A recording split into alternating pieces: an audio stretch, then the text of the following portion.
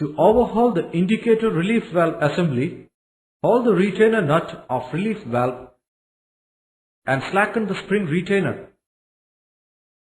Remove spring cap and spring. Take out the relief valve. Remove relief valve body and return the copper gasket. Slacken the union nut of indicator valve. Remove the washer, handle and lock nut. Slacken the valve holding nut and remove the valve spindle. Slacken and remove the indicator connector.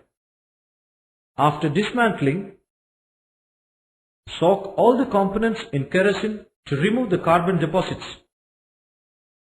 Lap the valve seat and valve using a grinding paste. After cleaning, reassemble all the components in the reverse order.